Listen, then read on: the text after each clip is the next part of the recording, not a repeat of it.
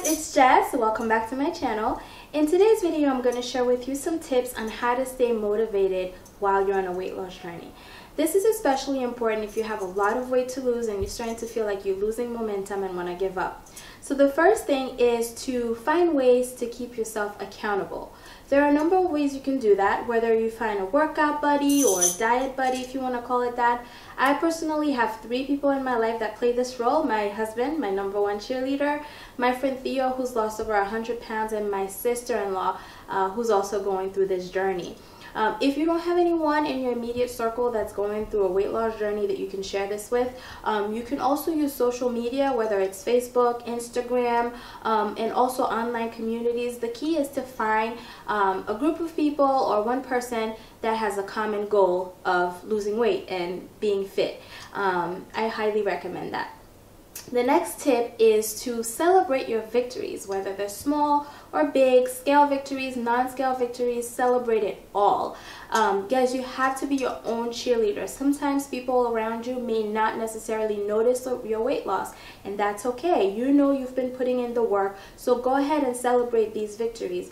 I usually use non-food related reward systems, so whenever I reach a milestone, I'll either treat myself to a mani-pedi or I'll get a new lipstick or a new pair of jeans, but I highly recommend celebrating all of your victories. The next thing is to have planned cheat meals. Doesn't matter how often you have it, whether you do it once a week, once every 2 weeks, once a month, but the key is to be as consistent as possible until your next cheat meal. I think a cheat meal is great because it gives you something to look forward to, but also sometimes a cheat meal can actually kickstart your metabolism and get the weight loss going again. So I highly recommend it.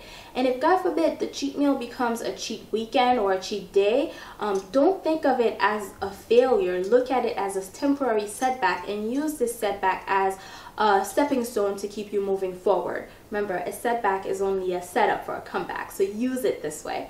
And my last and most important tip is to go back to your why. Remember the reason why you started this in the first place. And everybody's why is different. Use it.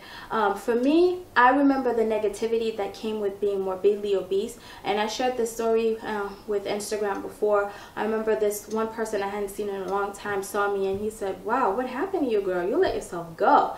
And I said, "Well, you know, I just had a baby." And he said, No, you had a baby over 6 months ago." I remember I felt so crushed and devastated and depressed after this conversation. I don't ever want to feel that way again, okay? I remember my sleep apnea. I don't want to have to go through that again.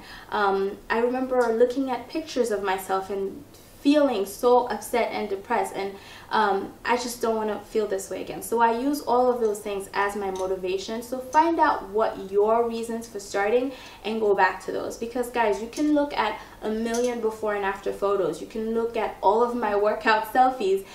Sure, that might inspire you to get you to want to do it, but what's going to get you to actually get up and do it is the reason why you started. That's going to be your motivation. Alright, I hope this was helpful. If you have any questions, leave them down below.